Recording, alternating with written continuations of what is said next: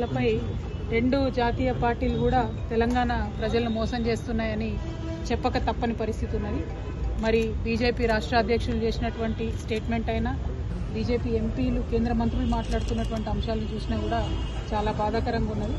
ఇక్కడ బిల్లు రెండు అసెంబ్లీలో కౌన్సిల్లో పాస్ చేసి పంపిస్తే రాష్ట్రపతి గారి దగ్గర పెండింగ్ పెట్టుకొని పంపకుండా మేము ఇయ్యము అని చెప్పి దానికి మతపరమైనటువంటి రంగు పూలమేటటువంటి ప్రయత్నం బీజేపీ చేస్తున్నది. దీన్ని నేను తీవ్రంగా ఖండిస్తా ఉన్నాను.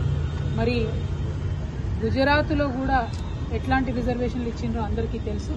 తెలంగాణకు వచ్చేటప్పటికే మీకు ఓట్లు ఇక్కడ రావు అని తెలిసే ఇటువంటి ప్రయత్నాలు బీజేపీ చేస్తున్నారు.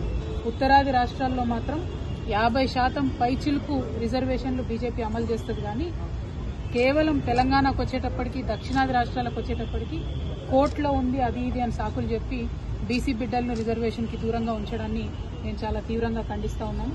ఎట్ ద సేమ్ టైం మన రాష్ట్ర ముఖ్యమంత్రి గారు మరి ఆయన ఫ్లైట్ మోడ్ సీఎం మళ్ళీ ఇవాళ కూడా ఢిల్లీకి పోతాడట.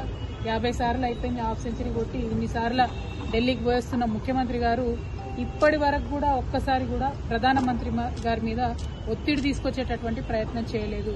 అఖిల పక్షాన్ని ఢిల్లీకి తీసుకెళ్లి బీసీ రిజర్వేషన్ మీద గట్టిగా మాట్లాడినటువంటి దాఖలా లేదు. అంతేకాకుండా నిన్న మొన్న కూడా ఆయన ఢిల్లీలో మళ్లీ మాట్లాడింది, ఏంది పార్టీ పరంగా రిజర్వేషన్లు ఇస్తాం, మేము ఇచ్చేటటువంటి పరిస్థితి లేదని. బీసీలు పార్టీ పరంగా రిజర్వేషన్లు కోరుకుంటలేరు. మహిళలు గాని బీసీలు గాని పార్టీ పరంగా రిజర్వేషన్ ఇస్తే అన్యాయం వారికి జరుగుతుందని మాకు తెలుసు.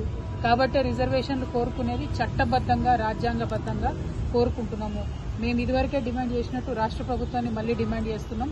మీరేదైతే 2018 పంచాయతీరాజ్ చట్టాన్ని సవరించి ఆర్డినెన్స్ తీసుకొస్తామని చెప్పినో తక్షణమే కోర్టులో కేబెట్టేసి ఆర్డినెన్స్ తీసుకురండి, బీసీ బిడ్డలకు న్యాయం చేయండి. మీరు ఇవి తప్పించుకొని తిరుగుదామని చూస్తే, అట్లా లేకుండా ఎన్నికలకు పోదామని చూస్తే తెలంగాణ బీసీ బిడ్డలు మిమ్మల్ని వదిలిపెట్టారని కూడా రెండు జాతీయ పార్టీలకు కూడా మేము హెచ్చరిక చేస్తా ఉన్నాం. Thank you. జై తెలంగాణ.